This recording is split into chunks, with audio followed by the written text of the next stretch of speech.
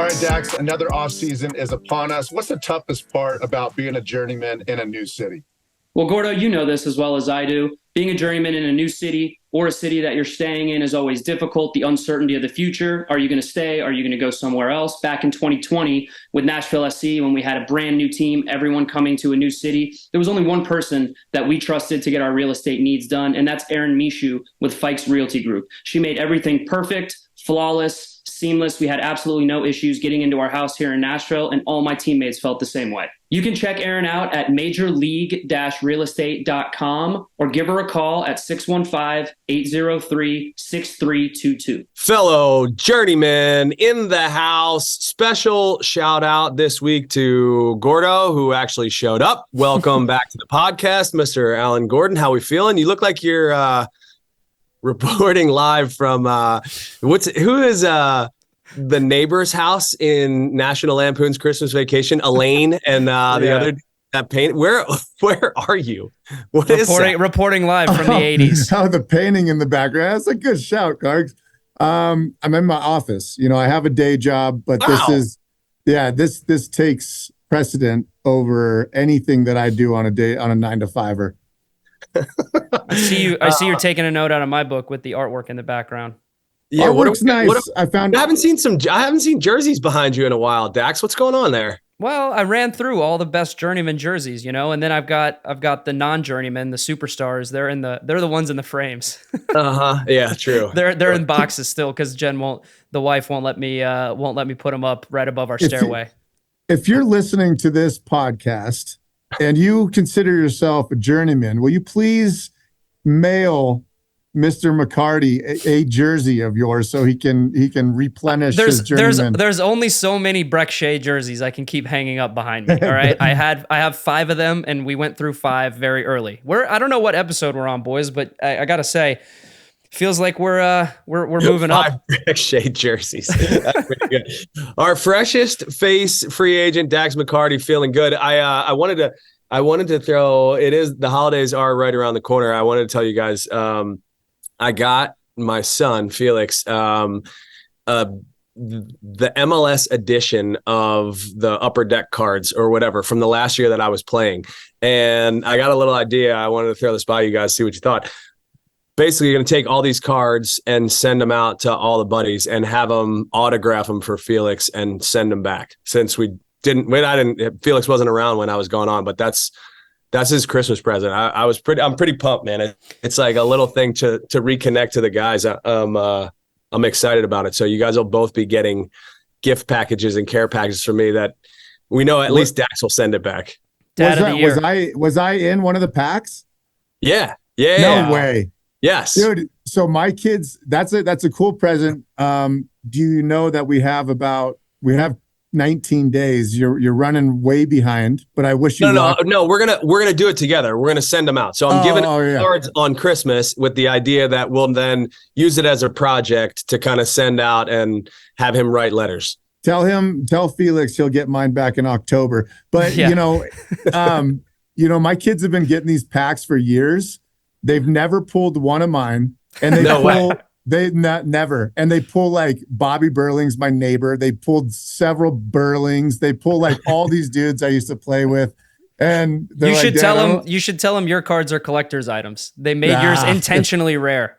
If I was only as smart as my buddy Dax, you got to be quick. Be a little sharper, a little quicker. Gargs, just something you already know, but make sure when you send Gordo his card to sign, make sure you send him the pre-packaged return envelope with postage, and maybe like the little sticky thing that you pull off so he can seal it up real good, because and also call his wife to make sure that she actually does it. Yeah, we got it. We 1,000% you got to send a return envelope, dude. I am not chasing down an envelope. Do they even make envelopes anymore?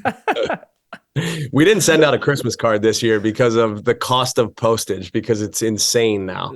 Ridiculous. Inflation, man. It's getting us. It's getting us everywhere. It's hitting us. It's hitting us in the mortgage industry and in the postage stamp industry. Hey, keep that in mind for your contract negotiations, Mr. McCarty. You know what I'm saying? Try. Yeah. Hey, let's touch on these big games, because we are closing in on the MLS Cup Final this Saturday. 2 in my opinion, really, really exciting teams and probably the best two teams in the league. I think it's probably fair to say at this point with them in the final, looking back on their bodies of work, right? Easy. But we Gordo, did have... Hold on, Gordo, don't Captain give him that Obvious. face. No, Obvious. I'm coming to Dan's defense here. You know as well as anyone, the best teams in the league sometimes do not end up in MLS Cup. Stop giving him that face. Everybody said Cincinnati was the best team in the league. Headed up to this. You wouldn't have said Columbus. Why are you giving him a face? Because if Columbus didn't win, he would be saying the same exact thing. And by the way, if Seattle beat LAFC, he'd be saying the same thing again. It's the two teams in the final. That's the most obvious thing I've ever heard in my entire life. And it's not true. You didn't think that they were the best two teams. So take it back right now. No, I didn't say that. I'm saying now. At this end of the year, with their bodies of work, with Columbus advancing to the final, 100%. I knew what you were saying, Gargs. I know you did. You're intelligent, Dax. We got to spell these things out for Gordo. Take them from A to Z and all the letters in between. You take Columbus with your first pick? No, that's my point. Oh, I didn't. That's Actually, weird I did. Because hold on, I did take Columbus with my first pick. Thank you. Okay, I did take Columbus with my first pick. All right, move on. Does the defense rest? Man, okay. Gordo, I tell you what, Gordo, we actually got a reasonable adult podcast in with Darlington Nagbe because you weren't here. Seriously. Well, he's so polished. I love that guy. Did he miss me? Did he say he did. It shows that you don't support the pod because you didn't listen. But yes, he did say he missed you and he loved you. That was you're hurting our views, Gordo. You're one person. Just watch. Yeah. Oh, can I tune? Where do you tune in? I'm just joking. All right, move on. Move on. Anyway, now the two clubs in the final with arguably the two best bodies of work throughout the season over the course of the year will be crowned champion. But they did have, I think, two pretty good games. Columbus, Cincinnati, really, really fun, really, really tight contest. Game of two halves. And then LAFC, Houston. Gordo, which game were you closely tuned into? I saw more of the LAFC Houston game. I did catch the end, all of the overtime in Cincinnati, Columbus. Christian Ramirez, holy hell. Yeah. Where'd this guy come from? I'll let Dex talk about him, but I mean, it's like, dude, LAFC, dude. I mean, I think that. Were you surprised? Were you surprised by the outcome at all? I know you picked them to win. No, I wasn't surprised. I think that Houston made a hell of a run, and I'm really proud of Ben Olsen and that team and what they did, man. I mean, I think they turned a lot of heads. They obviously won the Open Cup and made a deep run in the playoffs. They went to the conference championship. I think that's a huge accomplishment. They won the Open Cup. That's what I said. Did I not say that? I thought you said they made a deep run in the Open Cup. My apologies. No, I may have, but they won the Open Cup. They made a really deep run in the playoffs, and I think that was good for them. But I think their time was coming. I think they were limited. There's better teams than Houston, although they did really well. LAFC, we talked about it. I called, when we did our picks, Gargs, I was saying, if it felt like, LAFC is the defending champs, right? They're and so because they lost the final, in the what was it, the Champions League, correct? They lost that, and then they may have lost another one, or they lost the Leagues Cup, and people had kind of started to write them off. Couldn't win the big game. Well, they hit a dip. They did hit a dip. Definitely did. Yeah, and so I just thought that they were being a little bit overlooked. We were really high on Seattle, which was rightfully so, but LAFC was always there, and we said because they have Bouanga, he's when you go deep in the playoffs, the two championships that I won was when Landon was on fire and he won the MLS Cup for us because he was scoring all the goals and all we had to do is protect it behind him and be organized. And Robbie Keane.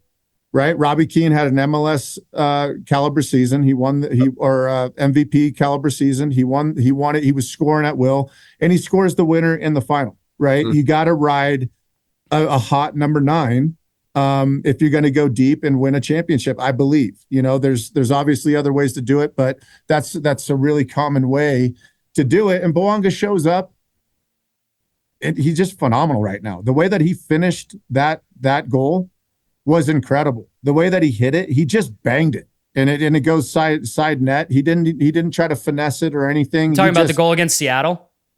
Yeah, that one, right? And then, obviously they got other pieces. Hollandstead is showing up big for them, and guy just scores goals on.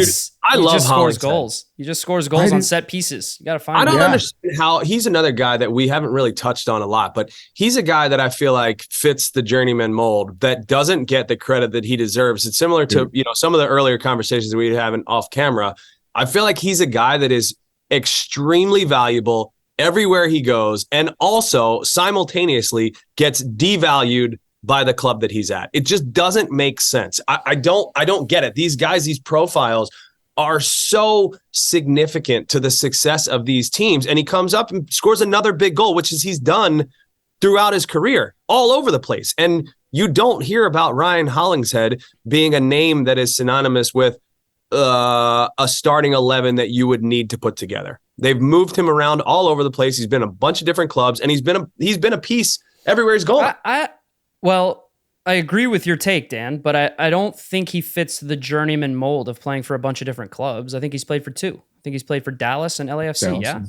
Are those the only two clubs he's played for? I think so. I think he started in Dallas, and he was in Dallas for like 6 or 7 years. So yeah, he just doesn't get the headline. Maybe he just floats. Maybe he's floated in and out of kind of my consciousness. I think so.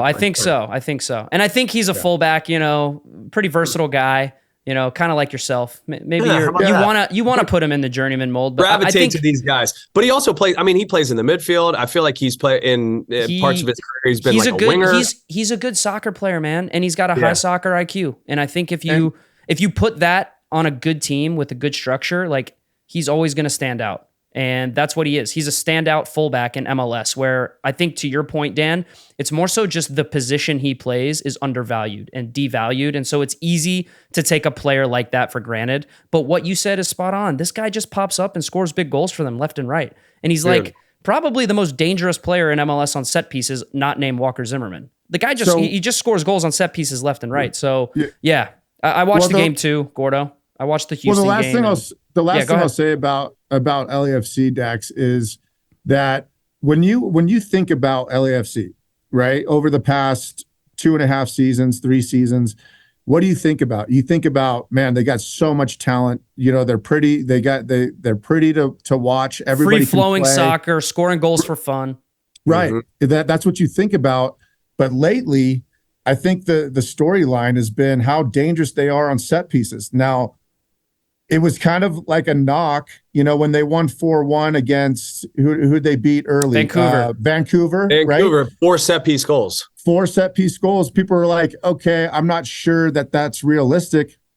They do it again. And if they can add, which they have, that danger of set pieces and that aspect of it. And then they have the other piece as well, which I think is not even as pretty as it has been. The soccer is definitely not as pretty, but I do think that stylistically they do rely on very versatile, dynamic wingers that go at players 1v1, and they've always had that. MO. And Bouanga's probably the best of the bunch that's ever been there. Right, and so you add that, and I think that in a big game, set pieces a lot of the time is the difference maker, right? You're worried about all the other things about Bouanga and this and that, and then Hollandstead comes in and he bangs a goal, and he's done it a couple times. That was I'll just hit on this, Gordo. I think you touched on a lot of things, and you hit the nail on the head on certain aspects about LAFC. The one thing that I've really noticed about LAFC from the beginning of the year when they started to now,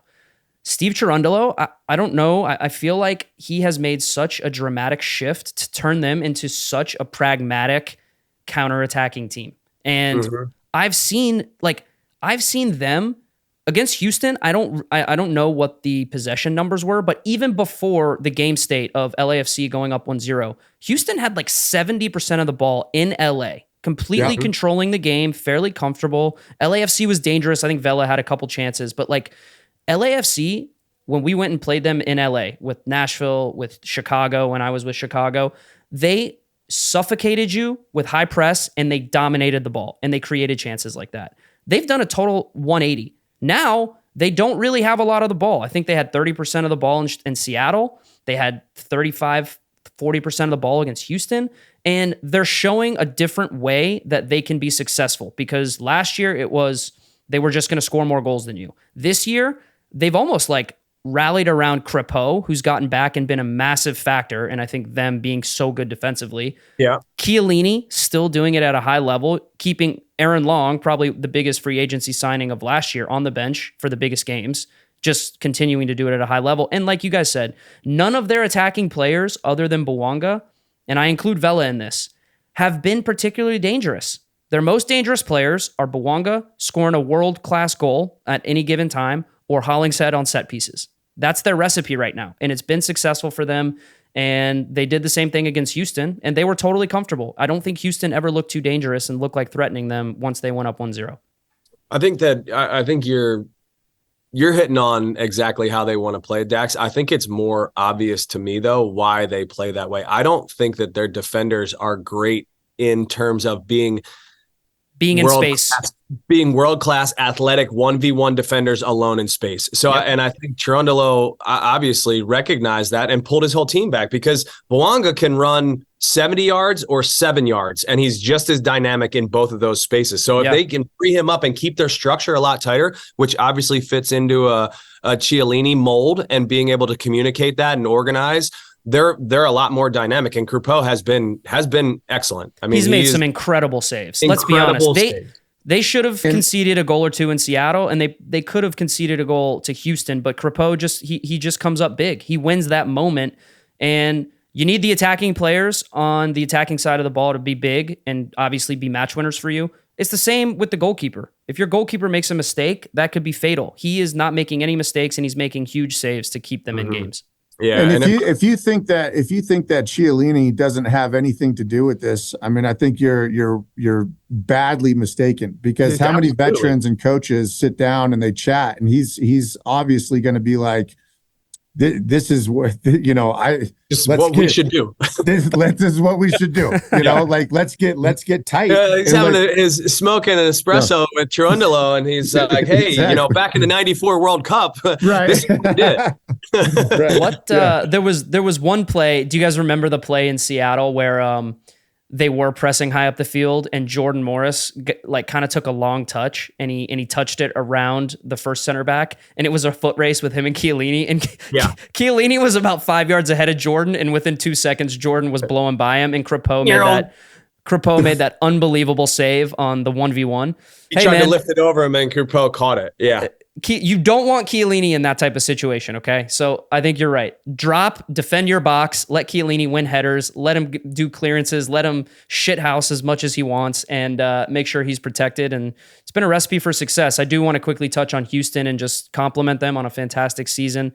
Our old buddy, friend of the pod, my old coach, Ben Olsen, reinventing himself and just completely leaving behind the image that I think people had of him at DC. Certainly should have been a candidate for Coach of the Year, won a trophy in his first season in Houston. I think that club and that fan base is going to have a nice sustained run here of success here in the next couple of years, especially if Herrera continues to play at the level he's playing at. He was incredible this year. Dude, he's got impressive. Herrera bought in. Coco Carrasquilla is the man. He's a bad man. I love watching him in the midfield. I think if I'm going to be critical of Houston, and I picked Houston to win against LAFC, mainly because you guys put your bets in and both took LAFC, so I just want to take the other side of it. Sure. No, I mean, I thought LAFC was going to win, but I would have loved to have seen Houston win for Benny in particular. But I think that what they are still lacking is a real goal-scoring threat. I'm still not entirely sold on Bassi as being the guy. I'm also not, I don't love Corey Baird up top. I love him on a wing. I think he can be dynamic on the wings, but in terms of running him as the 9 or being the goal scoring threat, I don't really think that that's his best position. And then when you look at the group overall, like LAFC is more than comfortable to be able to sit back, absorb, leave them in possession, leave them to do their thing in front of them, and then try and exploit them. And there's not a ton of room to do that. it was almost predictable to see LAFC take the result. Fun thing about Houston is they just announced that their designated player center back is leaving. And I'm pretty sure that the striker that they had, who was a DP, but he's on loan, Ferreira, I'm pretty certain he was a disaster for them. And I'm pretty certain he'll be leaving too. 2 open DP spots to add to a team that just won the Open Cup and made it to a conference final. I mean, you have to be excited if you're a Houston fan about what the future holds. Gordo, we live in crazy times right now. What are things looking like in the real estate market? Oh, Dax, you know that rates are always going to be the best with Synergy One lending, and those are always going to fluctuate. But one thing that never fluctuates, that's the service you get with Erin from Fikes Realty Group. She is the #1 agent I will refer all my clients to. She handles all the obstacles up front, really takes the stress out of any transaction and move that you have. Check out my girl, Erin Mishu with Fikes Realty Group at majorleague-realestate.com, 615-803-6322. The other game, Columbus-Cincinnati. Cincinnati, I mean, what a year, right? They were the #1 pick, coach of the year, player of the year, defender of the year, goal of the year, did some really incredible things. I mean, realistically, Albright should probably be the GM of the year if they had that position. I mean, what they've done in a very short amount of time is almost staggering. The success that they've had to go from wooden spoon to where they were in Supporter Shield. However, thought that they were going to lose the game at home, and ultimately Columbus did go in and take it from them. My opinion, I didn't think that Cincinnati had enough depth. I didn't think that they were able to really kind of change the game if they needed to change the game. And in a lot of ways, it's exactly what Columbus did. Cincinnati took it to them in the first half. They got their goals. They sat back. And then the game changed. It changed on its head. I wanted to hear from you, Dax, on what your perspective was. I know that you took that score line too. Oh, thank you for acknowledging that, Dan. I was wondering if you guys had 3-2. It was an impressive pick, but I can guarantee that you did not pick Cincinnati in your brain to go up 2-0 and Columbus. I did not. So what I would like to hear from you, though, is how you kind of saw that game unfolding. Yeah, I mean, a lot of people are calling me some sort of oracle. I don't subscribe to that. I picked LAFC to win. I picked Columbus, the exact score line. I was 1 goal off. I thought Houston would get one in LA, but that's why I don't want any of the plaudits about being right. I wasn't perfect. Right, and that's why you don't deserve them. I don't deserve the plaudits, but thank you for acknowledging that. Here we are. For me, I saw 2 teams. I saw Cincinnati at home wanting to be aggressive and take advantage of what has been a leaky Crew backline for the majority of the season. And I saw Cincinnati with the reigning MVP creating chances, scoring some goals, feeding off the energy of the crowd. Columbus is just such a good and dynamic team, and they're so well coached. I thought there was no way that Cincinnati was going to be able to keep them off the board on the other end. And so I saw a very back and forth open game. And you're right, Dan, I didn't see Cincinnati blowing a 2-0 lead. But in terms of, I guess, form. Well, maybe if they had Miazga, they wouldn't have. That's another factor, Gordo. And that's obviously something that we can touch on. But I think for the most part that even with Miazga, Columbus is just playing with so much freedom and confidence. And like the stuff that we touched on with Darlington, it played out in that game. The trust that you see Wilfred Nancy give his team is probably at the highest level that I've seen in MLS for a really long time. Maybe since your guys' LA Galaxy teams and Bruce, because I know he put faith and trust in you guys to go get the job done. And that's what Nancy does. And you know what changed the game? I for whatever reason, I'm not really sure why Julian Gressel isn't starting. I mean, clearly it's a tactical thing. It's something tactical that Nancy saw down, the right side of the field for Columbus with Farsi, who gives you maybe a little bit more stability defensively. But you introduce Julian Gressel into the game, and there's an instant uptick in chances created and service from the wing. And Julian Gressel is probably the best, if not a top 3 player in terms of service into the box in the league. And when you have Diego Rossi, Cucho Hernandez, and Christian Ramirez, who, by the way, doesn't even start for them. You can bring him in off the bench to change the game. Mm-hmm. You put good service in, you're going to find chances, you're going to score goals. And that was the difference. Right. In the second half, Cincinnati completely ran out of gas. They didn't have the requisite depth required to be able to bring in any players that were going to be able to change the game. And once Acosta was hurt. Acosta was hurt, and the other lefty was hurt. Acosta and Barreal in extra time couldn't move. And so you guys know as well as I do, like, we have the utmost respect for Pat Noonan, coach of the year, did a fantastic job. I think he would probably admit that was an issue. If you're going to, and I understand Pat's thinking, right? It's the MVP of the league. You ask him if he can go. If either of these players, he says yes, you can't take him out. I know, that you can take out. But if you ask Lucho and you say, "Hey, Lucho, go," I disagree, because Cherundolo takes out Vela. Vela's not the best player on the field, Gordo. He was taking him out last year. He took him out of the MLS final last year. Gargs, and that's a big boy coaching decision. It is, and I kind of lean towards Gordo here. And you have to. You saw the conversation. Look, you saw the conversation between Noonan and Lucho when he was walking off the field at the end of full time. If I'm Noonan and I say, "Are you okay? Can you play?" and he says yes, I give him 5 minutes. If the guy can't move and he's giving you nothing in the attack, you got to take him out. I don't think he had any moves left. I think that was No, he did. Going into extra time, you still have a substitution window. And I don't know how many players they had left. That's what I'm saying. I think he was out. I think he was in a decision between the number 9. Who's the number 9? Vasquez. Vasquez or Acosta. Vasquez couldn't move either. He was done. I was wondering if he had any moves. Maybe I'm wrong. Here you go. I have it right here. 65th minute, Gaddis comes in for Arias. 73rd minute, you have Baji coming in for Bupenza. 85th minute, you have Wobodo coming in for Kubo. So that's 3 right there. Yep. He has, in the 106th minute, he makes 2 substitutions. He takes out Brandon Vasquez and Junior Moreno, puts in Santos and Angulo. So he had 2 subs. He gave... And he's done. Dude, that was the 106th minute. That was after the first extra time period where Lucho could not move. Barreal was struggling. So the decision you have to make, and obviously as a young coach, you have to either decide, I'm going to trust my player no matter what he says, or I'm going to look and see with my eyes that he is not he can't contribute anything going forward because he can't move. He's cramping, he's injured, his legs are failing him. So either you say, we're putting everyone behind the ball to try to get to penalties, which is what I think Pat did, or you take him out and you go for the win at home. And so, look, not an easy decision, but I think in hindsight, you look back and Pat would probably say, hey, yes, do you want Lucho, Acosta, and Barreal on the field to take penalties if it gets there? It didn't even get there. You also have to think about what my point was. I don't know who's he got on the bench to throw in there. You're right. He has Sergio Santos on the bench. I don't know who else came in. Sergio Santos came in. He did, right? But he came in for Vasquez. Vasquez was not struggling physically.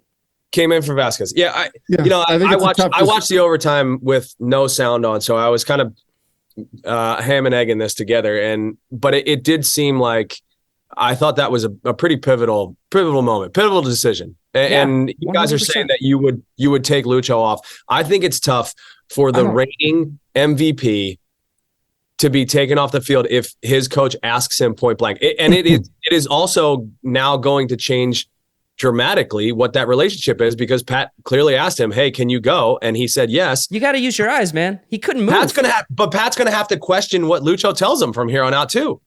Yeah, but Gargs, as a coach, I mean, your job is to make hard decisions. I don't think... Look, and hindsight is what it is. We can look back on it and say he probably could have made a different decision now. But what if, right? Like what if Lucho ends up what if they get a penalty in the 119th minute and you have Acosta on the field? He's going to take it. That's your MVP. You want him to step up and bury it. So look, not an easy decision, but I think it factored into overtime. It factored into extra time. There was only going to be one winner if that game was going to be won on the field. That was Columbus. Columbus fully deserved, completely took it to him in extra time. The goal they scored was fantastic. Shout out to Kevin Molino, who's been injured for like the last 3 years, making a fantastic pass to Cucho to head back across. How about that? Like, we're talking about the depth in Columbus. You're bringing Kevin Molino off the bench. You bring in Molino, you bring in Gressel, you bring in Ramirez. That's experience. We've given playoff experience. We've given Cincinnati plenty of plaudits and their flowers. The job that Noonan and Albright have done. I think Bezbachenko is right up there with, if not the best GM in the league, one of the best GMs in the league. He's not the GM, he's the president, right? I mean, Bezbachenko is a G. He is doing everything extremely well. Everywhere he goes, every step he takes is the right one. Yeah. He's got arguably the best coach in the league in Nancy. Yep. He's got arguably the best team in the league after coming off of rebuilding the TFC setup. I mean, the dude is a stud. He is a stud. We talked a little bit specifically, Dax, about the decision, which direction we thought they were going to go, because I think there was really only one question in our mind, which ultimately played out in a game. Was Nancy going to go with Farsi to start, or was he going to go with Gressel to start? And I think we both decided or agreed that Farsi was the right option to go with. Ultimately, Gressel changes the game. So looking forward, who do you start? You're the coach. You got to start Gressel. You start Gressel. You have to. You have to start Gressel. You're at home. You're hosting an MLS Cup. You're at home. Gressel just came in and changed the game and essentially won you the game. He helped win you that game. I think that tactically, it's a decision that you have to make in terms of like, okay. Ramirez would maybe argue that statement, but dude, again, yeah, but to me, go ahead, dude. To me, you start Gressel. Farsi's a good player. He made the mistake that led to Cincinnati's first goal. And in general, he just wasn't as effective going forward. I think if you're going to play an MLS Cup on home soil, where so you're going with the experience. But here's the thing. Look at how the game is going to play out, Dan. I can tell you right now. Columbus is going to have 70% of the ball. Okay? Yep. LAFC is going to try to hit him on the break. I agree. So the decision that I think Nancy has to make is, who am I playing at right center back to cover Julian Gressel when he goes forward? That is the decision you have to make. So I don't know who that will be, but you're going to play Camacho in the middle. Who plays at right center back? I think you're going to play Morera.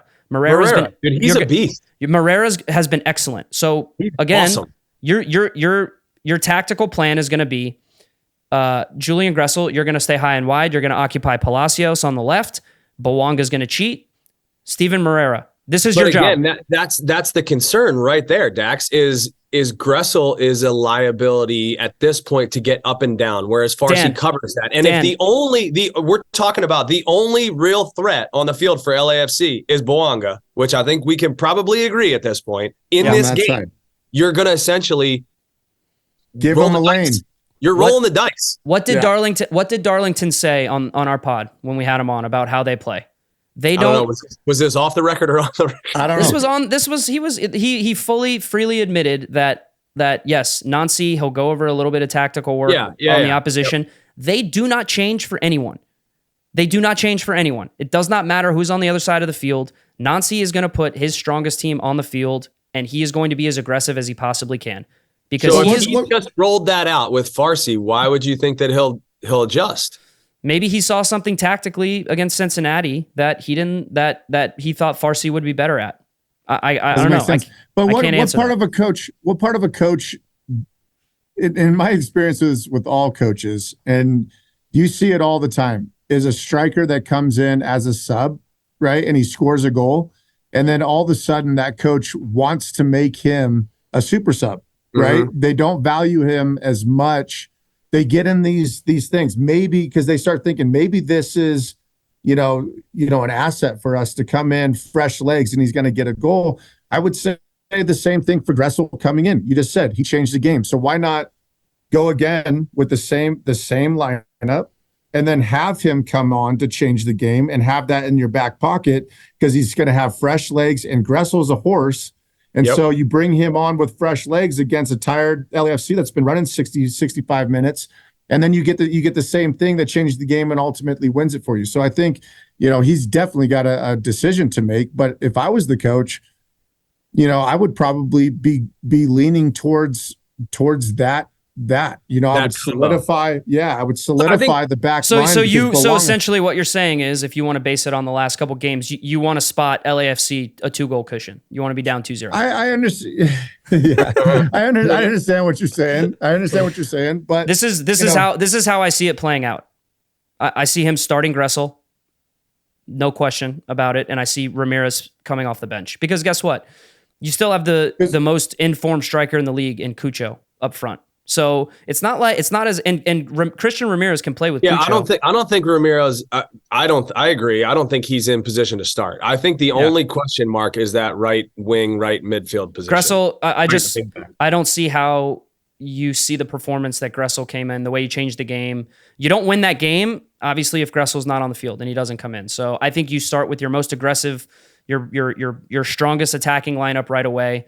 You acknowledge the threat Bouanga creates, and you say, Moreira, guess what? Your job, buddy, is not to be a freelancing center back running up the field on the top of the box, which I can guarantee you he still will be up on the top of the box. But that's what he does. You tell him, hey, defensively, your job is Bouanga. This is a key to the game for sure. But I don't know. I could be wrong. Maybe Nancy's thinking I need more help with Bouanga from Farsi, but I don't see it. Hey, they don't change for anybody, Dad. That's what Darlington said. I don't know. Yeah, it'll be interesting to see. I would say though, if you want Gressel to be as successful as he can be and as he was in that game, Farsi does put pressure on the back line. He does at minimum force the issue, right? Which then I think was what created some of those gaps for Gressel to put in service. Well, let's think about this. What if you start Farsi and you're winning the game? Are you subbing Gressel on as a defensive reinforcement if you're taking on pressure? That's a good point. You're probably not putting Gressel on the field. The best. Well, you're winning the game. Best defense is a good offense, right? I think right. I would still maybe go after the game, especially at home. But it depends. I mean, you got to read the game, right? I hear that. That's a good point, though. That's a good thing to look at.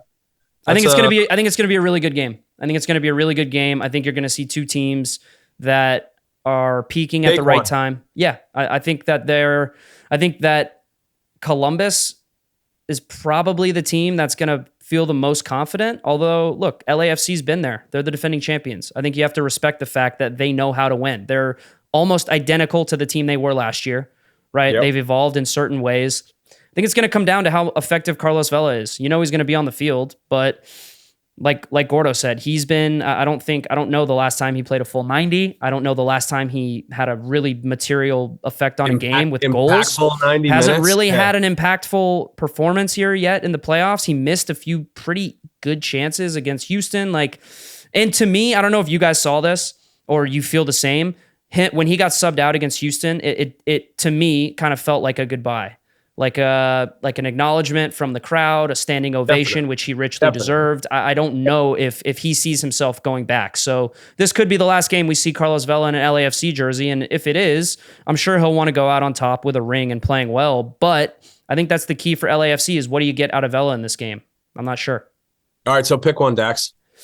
I'm riding with my boys, Columbus. I just think that they are too well coached. They're too deep. I think they have too many options to come off the bench and change a game. And ultimately, it's kind of like picking 1A and 1B here in terms of the hottest player, most informed player in the playoffs. But Cucho, for me, is just so dynamic. He's such a difference maker. I think he has a little bit more of an effect on the game than Bouanga does. Columbus wins 2-1. 2-1 Columbus at home. Regular time? Regular time. Gordo, what do you got? I hate to say this, but I think Columbus is at home, dude. It's hard to pick against them. I think that LAFC is gonna lose another big game. I think Columbus is gonna win. I think they win. I'm gonna go 3-1. I think that they're gonna get ahead, and then LAFC is gonna press. And I think they're going to actually take over at the end because they got so much quality.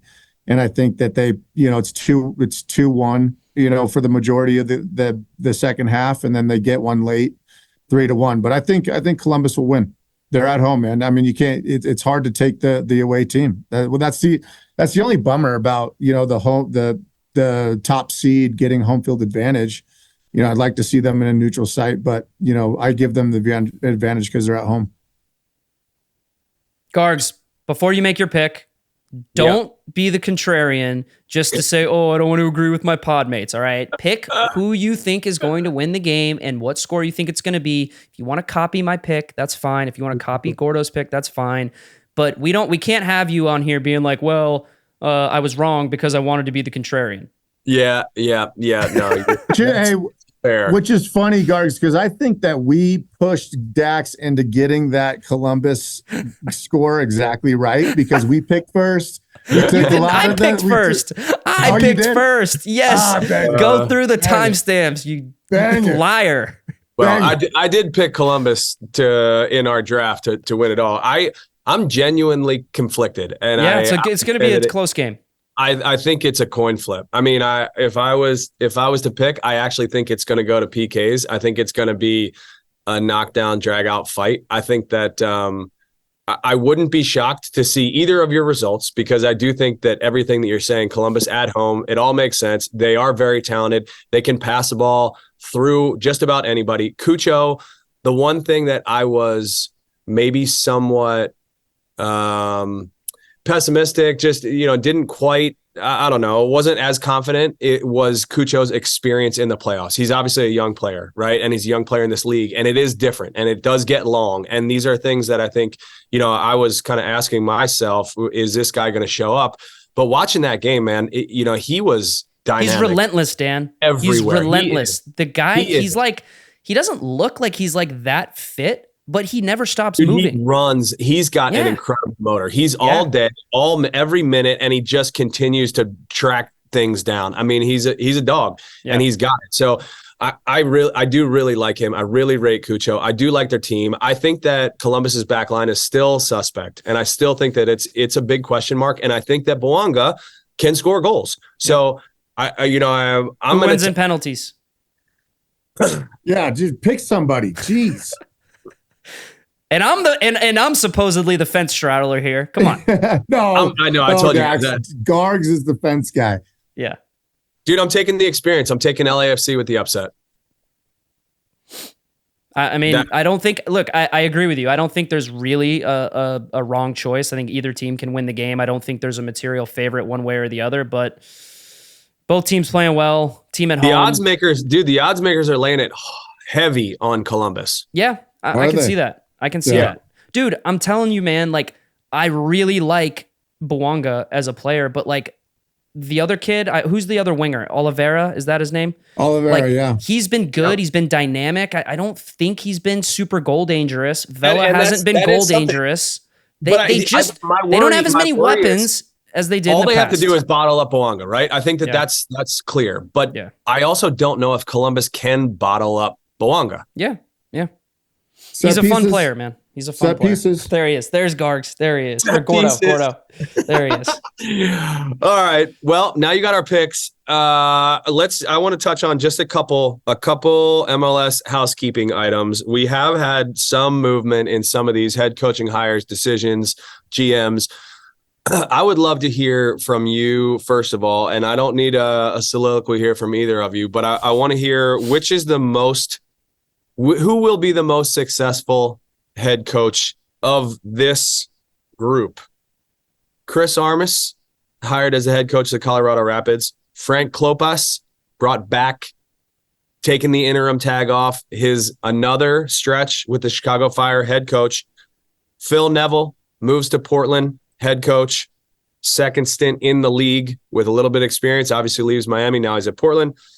And Sean McCauley has been re-upped quasi into whatever. His interim status has been extended in Minnesota. Most successful of those four next season. Go first, Gordo. I think the clear favorite. I don't even think it's a question. I think it's got to be Neville. I think he's headed into a good organization. No, I can't pick any coach. It's not against Armas. I can't pick any coach going into to Colorado. They're not hating on them, but they don't set their coaches up for success. It's been proven time and time again. Klopas, we've seen it before. I'm sorry. I love you, buddy. Hopefully you have a great run. And I don't know much about that. And I think that the interim, not even naming him the head coach is writing on the wall. Like, how is this guy going to be successful if your girlfriend won't even introduce you as your boyfriend? It's like, hey, this is my friend. He's going to be here hanging out with us for a while. It's like, dude, what? Gordo, you are so wrong. It's unbelievable. What? He's playing with house money. There is no pressure. He knows he's the interim. He doesn't, it doesn't matter if he doesn't do well because they're going to hire someone else anyways. All right, but take the other side of that, Dax. Does it matter if he does do well? It does. That's the perfect role to be in. He's okay for him. I don't understand what Minnesota's trying to accomplish with that. I don't think it does. I think that's why. I mean, extending it. Like, what's the think point? About it? Think about it. Think about it like this. What are we doing? Minnesota. Okay, Minnesota clearly was not thrilled with whoever the candidates were out there to hire someone this offseason. They give the job to McCauley and they say, "It's yours." I don't know how long it's going to last. We might try to hire someone in the summer. I don't know. Let's say it goes horribly. Maybe January. Well, yeah, but let's say it goes horribly, right? He's the interim. They're going to probably expedite the coaching hire. Doesn't matter. They keep him on staff. He wipes his hands clean. He's still got Reynoso. He's still got Pookie. They still have Bongi. Is that his name? Huaguane. They've got some serious pieces to build around, in my opinion. They have some talent, absolutely. Okay? So think about it like this. Let's say he blows it out of the water and does well. Hey, guess what? Look who just got a new 3-year deal as the permanent head coach of Minnesota United. I think it's a great situation for this head coach. I don't think it's necessarily a great situation for the team, but I think his situation is brilliant. I can't look at him, guys. It's a brilliant situation for McCauley. That's my opinion. How can you not see it that way, Gordo? All right, so is he the most successful? Is he going to be your most successul? So essentially, he wins no matter what, right? So that's it. McCauley's the answer. Oh my gosh! Didn't they just do that? Didn't the Red Bulls just do this to their last head coach? Yes, and he did well, and all the players wanted him back. They vouched for him to come back, and the club was like, "See you later." Exactly. Thanks. That's my point. Right. He did well. He's a dude. If your girlfriend, I'll say it one more time. If your girlfriend will not, you already used the analogy. We heard it the first time. It was funny. You did well. All right. It's the best analogy you've heard in a long time, pal. Gordo, that just hit. Here's the difference. Minnesota, I think, values McCauley more so than Red Bull that valued Troy Lesesne. So McCauley, if he does a good job and they bring in another coach, fine, you'll still be on the staff. If he doesn't do well, fine, we're bringing in another coach. Thank you for trying. It wasn't your full-time gig. We understand, whatever. You didn't have the full backing or confidence. I just think with Minnesota, anytime you have one of the best players in MLS on your team, you're going to have a chance to be successful. And I'm acknowledging right in here and now, Reynoso is one of the best players in MLS. You guys know that to be true. A full preseason with Pookie and what's the guarantee that he's going to show up to preseason though? There is no. That's the only thing. That's the only thing that could derail McCauley is Reynoso going walkabout back in Argentina again in the old neighborhood. All right. Barnes, who you got? Last question. Okay, I'll take Armas. I'm taking Armas in Colorado because the bar is so low that I think he'll raise it. That's an easy answer. So I do like your answer though. I think that Neville's walking into a pretty decent situation in Portland, and whoever ultimately becomes the head coach in Minnesota, to Dax's point, has a really, really strong set of assets that are already in place, and a new sporting director, and probably an ownership that's going to have to open up the purse strings and say, yeah, go and spend and make this team legit. I think they have, Minnesota's got a high ceiling. Yeah. All right, let's hear this. Here's the jobs that are open. I want for you to tell me which is the most desirable.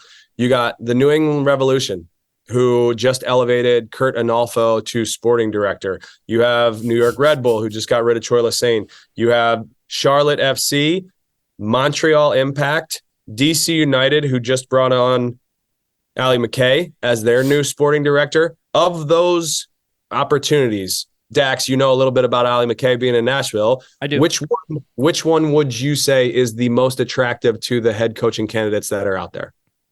I do know Ali McKay fairly well. He helped, build our inaugural team here in Nashville. I think he's a brilliant soccer mind. I think he's going to do very good things for that club. He's young, 37, 38 years old. I think he's the youngest CSO in MLS. right now. So I think he's got a lot on his plate, but I think he's ready. I think anytime I had an interaction with him, he knows the game. I think he's got wonderful contacts in Europe and in MLS because he was an agent previously. So I think he's going to make that a very desirable place to be and place to play. But in terms of right now, I think it's going to take some time. So that's not my answer right away. My answer is the New England Revolution. And Gordo poo-pooed them. Yep. Presumably because of how they handled the Bruce Arena situation, which understandable. Let's look at the facts of what they have and what they are building. They have a relatively nice training facility. Obviously, the stadium situation isn't great, but it sucks. Probably the worst in the league, but I think that they probably will get a stadium deal done, hopefully within the next year or two. For me, they have some of the most talented pieces in MLS, and they've got a really, really strong foundation. You have Carlos Hill. This guy, Chonkalai, I don't know how much you guys watched of him when he was on their team second half of the season. Yeah. He for me is like a breakout candidate for like best 11, MLS All-Star. Like he's that good in my opinion. He's fantastic. Mm-hmm. And you still have guys like Dave Romney and Matt Polster. Like you have your solid core and base, Andrew Farrell under contract. You have Brandon Bai, and who will be coming off injury, but who will hopefully be healthy, at some point in the beginning of the season. And you have DeJuan Jones. I think you have so many pieces on New England that are fun pieces to be able to go and coach and build around. And I think that the Crafts have traditionally been pretty stingy. I don't think that's the case anymore. I think they spend money now, man. Gustavo Bo, they have money to play around with. That's the key. They sold Tejan Buchanan. They sold the goalkeeper, Petrovic. Like they have money to play around with, and they are not afraid to spend and make that team better. And you're talking about a team who was like fighting for first or second in the Eastern Conference until the Bruce Arena situation. Yeah. So once they move on past that to me is the most desirable club situation out there right now. All right. That's a pretty compelling argument. Gordo, what do you got? Yeah. No, that is compelling. I mean, their squad is great. So they're whoever takes that, I mean, it's a desirable team to coach for sure. Yeah. Mm-hmm. I was more thinking of the Crafts and how they've historically been, but maybe they've changed. I think they've changed a little bit because I agree with you, Gordo. They were always kind of like a little bit like nonchalant about building out that team. They spend money now, man. They have high-end quality players. Yep, sure. And they have a high-end training facility that's brand new. Yes. Yeah, I mean, it is compelling. I don't have a great answer for you, man. I really don't. I mean, you all right, how about then change this, Gordo? Just tell me where, if you were a head coach, which of those clubs would you want to go coach? Well, I think that the Red Bull position, I think that the Red Bulls traditionally, we think of the Crafts one way. We think of the Red Bulls a different way, right? They spend money. They take care of it. They spend it where it needs it. Maybe not, maybe not soccer. I'm pretty sure Red Bull, after they moved on. They're like the I'm saying as a whole, version of Moneyball. The whole Red Bull organization, race cars and all this kind of stuff. They spend money. So yes, soccer. Red Bull has billions of dollars. They have a lot of money. Red Bull has money. They do not spend billions of dollars on the New York Red Bulls. No, they don't. What I'm saying is, I don't know what I'm saying. All right, Gordo. If I was a coach, Gordo, let me help you. The infrastructure at Red Bull is world class. Training facilities. That's what I'm saying. That's what I'm saying. You guys gave me that. Okay, because you don't know how to speak good. You don't know how to articulate and enunciate. Okay, that's why you love me. What I'm saying is that I think that the Red Bulls are desperate for a really good coach to go in there and take hold. And I think once that happens, I'm switching my pick live here on the air. I'm going Charlotte, dude. I'm going Charlotte. I like I like the small markets. There's nothing else. He just went through all the processes in his head. He talked himself out of Red Bull. He's like, Dax tried to help get me there, and I'm done. I'm changing it. Hey, try being me for a week. I'm going Charlotte. I like what they got going on there. That's Jesus. it. Stupid question. Gordo, Stupid question. Stupid question. I award you no points, and may God have mercy on your soul. That was atrocious. What do you think, Dan? Come on, help him. Save us. Sorry. Save this segment here. Sorry to our viewers that you just had to witness that. I'm going to take DC United, and I'm taking DC United because of some of the things that you referenced with Ali McKay, but also because for whatever reason, DC United has been struggling-ish, right? They are spending money, though, to what we were talking about. They have been a club that notoriously didn't spend money. They have started to spend money. I think they were in the top 5, top 7 of clubs that spent on their roster. They got a new sporting director. I think that's been a long time coming for them, really having real direction. And they are DC United, and you can't fabricate history. You can't fabricate value of a club. And I think that is one that aspirationally, if I'm a coach, if I'm somebody that looks at a club of being a face of a club, I'd be pumped to go in and start a project with Ali and coach that group. Now, head coaches, you're hired to be fired, so it's tough. But at the same point in time, similar to what we're talking about with Minnesota and having a new sporting director, you're going to have to execute on some deals. So I think that there's going to have to be some flexibility with whoever goes in there to coach in the short term.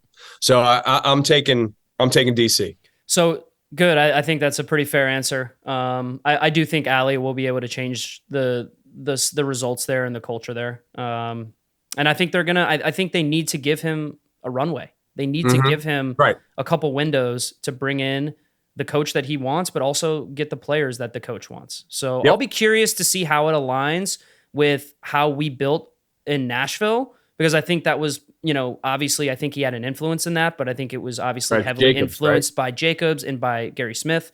I'll be curious to see Ali spread his wings and if he has any differing viewpoints or opinions or ways to use roster mechanisms and build teams, right? Like I'll be curious to see how he goes about his business in that way. Yeah. Yeah, it is going to be, the further we get out in this MLS runway, the more interesting these off seasons get, because they're spending more money, they're making high profile decisions, and I think the leash is getting shorter. Like they're I think the intensity and the spotlight is brighter. So appreciate you guys tuning in. Gordo, we can't let Gordo end on the fumble of the century here. Gordo, no, what do you got? Give him an easy one. Gordo, what's 2 + 2? No, I don't. I like it, dude. I like it. I want to end just like that, baby. We missed you, buddy. We missed you with Darlington. We felt like you could have brought something to the table with the Darlington interview. I usually do, baby. Whether it's stumbling, fumbling, or scoring. No, you're just bringing the vibes up. You're bringing the laughs. Everybody needs you. I love you guys, man. We love you. Happy holidays, everybody. We will we'll catch you after the final. We got a review. Let me say one more thing to any Nashville SC fans out there. I've been thinking about this, and I've got a ton of leftover Nashville SC jerseys that I have collected over the years. Ooh. I would like to do eventually a little holiday giveaway. Can you put me and Gordo on the top of this list? Because I want a Nashville Dax McCarty jersey. You guys have never said that one time. Gordo has. Gordo has wanted jerseys for his kids. My kids. I know. I will send you guys some. But for the fans out there, I think we'll do a little social media giveaway. You got to like and you got to follow the Journeymen on all the social stuff. But I would love to send 3 or 4 jerseys out to some of the pod supporters, signed, whatever, as a little holiday gift. So keep an eye out for that. Okay. Wait. Don't end it yet, Gargs. I have a holiday giveaway. I've been wearing these work shirts. I've been wearing these work shirts for the last 5 years. I got some that I'm dying to give away. Holiday special. Are you gonna sign them? I'll sign the shit out of them right under the armpits where it's all nice. Where it's all worn. All the juice. Will they still be warm? Oh yeah. Oh yeah. All right. We'll close on that. We'll catch you next week.